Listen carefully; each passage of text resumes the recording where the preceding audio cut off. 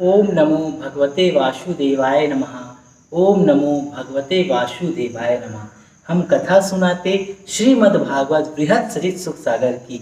ये पुण्य कथा है श्रीमद् भागवत महाग्रंथ की। स्वागत करता हूँ आप सभी का एक बार फिर से। आज के इस अध्याय में हम आपको 21वां अध्याय बाबा जी को बाबा की द्वारकामाई में सुनाने जा रहे हैं। आप भक्तों से आग्रह, इस पावन कथा को पूरा सुने और बीच में बिल्कुल भी ना छोड़े। ये महाग्रंथ की पावन कथा साईं धाम के संचालक और श्री साईं बाबा के परम प्रिय मानस शिष्य श्री कैलाश चंद्र गुप्ता जी के आदेश पर बाबा की द्वारकामाई में इस महाग्रंथ को चालू किया गया है ताकि सभी भक्तों का कल्याण हो। तो चलिए पावन कथा को चालू करते हैं। स्वयंभू मनु शत्रुपा एवं कदर्म ऋषि के तप से प्रसन्न होकर भगवान श्री नारायण जी द्वारा वरदान तथा दर्शन देने का वृत्तांत इस कथा में बताया गया है। मैत्रेय ऋषि बोले कि हे विदुर जी, स्वयंभू मनु और शत्रुपा ने वन में जाकर 10,000 वर्षों तक भगवान नारायण का ध्यान करके तपस्या की। सोचिए 10,000 वर्षों तक इन्होंने भगवान का ध्यान किया और तपस्या की।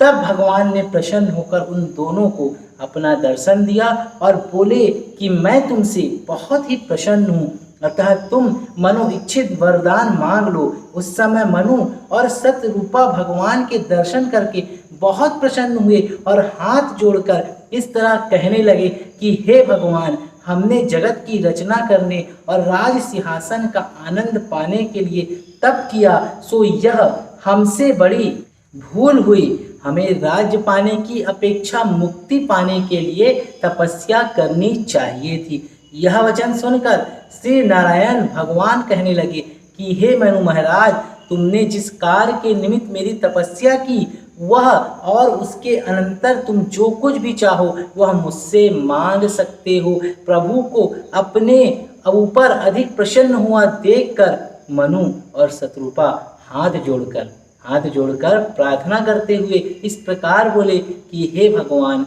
हम लोगों की यह इच्छा है कि हमें आप जैसा पुत्र प्राप्त हो। यह वचन सुनकर भगवान बोले कि मेरे समान तो इस समस्त विश्व में कोई भी नहीं हो सकता, इसलिए स्वयं मैं ही तुम्हारे यहाँ पुत्र रूप में अवतार ग्रहण करूँगा। इतनी बात कहकर श्री नारायण भगवान अंतर ध्यान हो गए।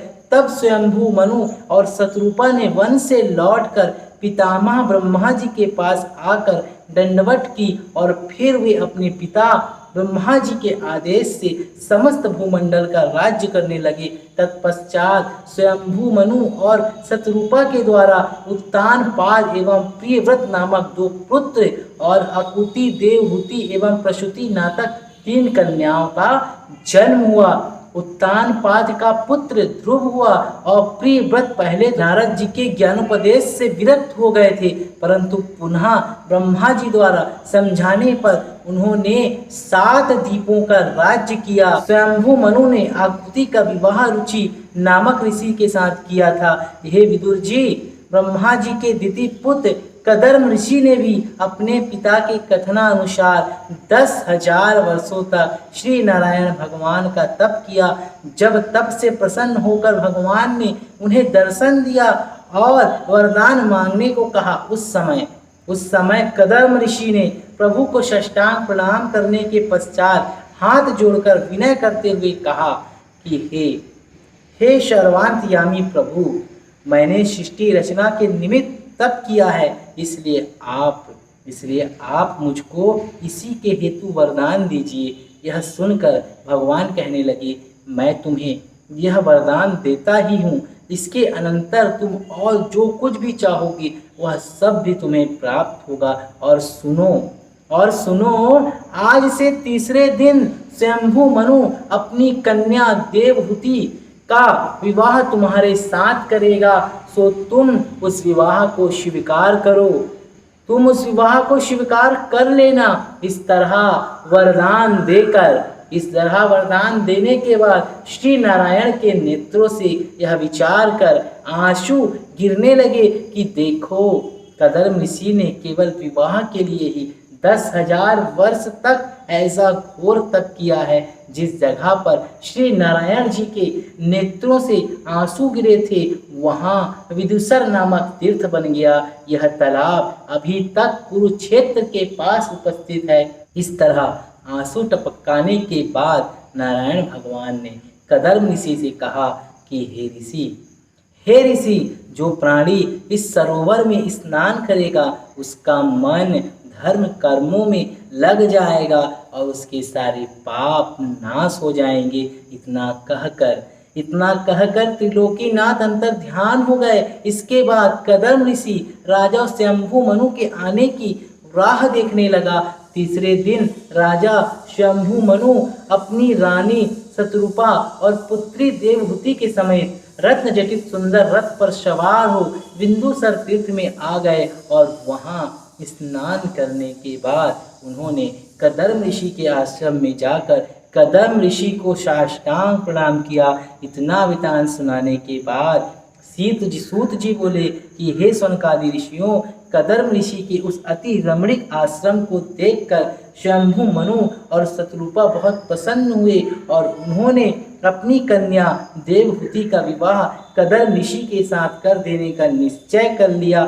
तदंतर वे कदम ऋषि के आगे हाथ जोड़कर खड़े हो इस प्रकार कहने लगे कि हे महर्षि देवर्षि नारद, के श्री मुख से आपके गुणानुवादों का वर्णन सुनकर मेरी पुत्री देवहूति की अभिलाषा आपके साथ विवाह करने की हुई है।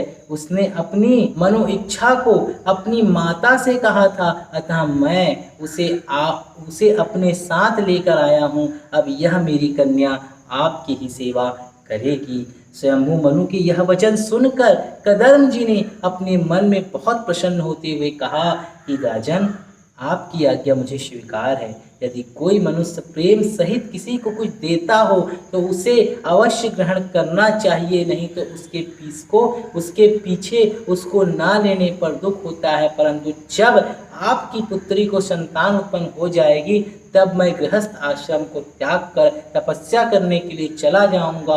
कदम ऋषि की इस बात को राजा शंभु मनु ने स्वीकार कर लिया।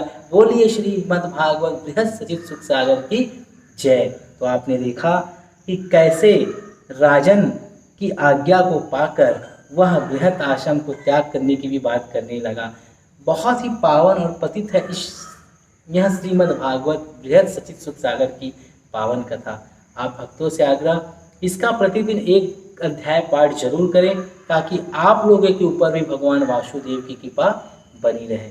अगले अध्याय में 22वां अध्याय कदम ऋषि के साथ शंभु मनु द्वारा अपनी पुत्री देवहूति का विवाह जो कराया गया है, यह हम आपको और बाबा जी को सुनाएंगे। आप सभी आपके इस चैनल पर नए हैं तो चैनल को सब्सक्राइब करके नोटिफिकेशन बेल को ऑन कर लें ताकि सर्वप्रथम आपको आपके चैनल की वीडियो प्राप्त हो जाए। हम मिलेंगे अगली बार एक नई खास वीडियो के साथ। तब तक के लिए बहुत बहुत धन्यवाद। भक्तों, आपने चैनल को ज्वाइन नहीं किया है तो ज्वाइन करें ताकि सर्वप्रथम आप भी पर्सनल मेंबर इस चैनल के बन जाएं। चलिए मिलते हैं अगले वीडियो में। राधे राधे। धन्यवाद।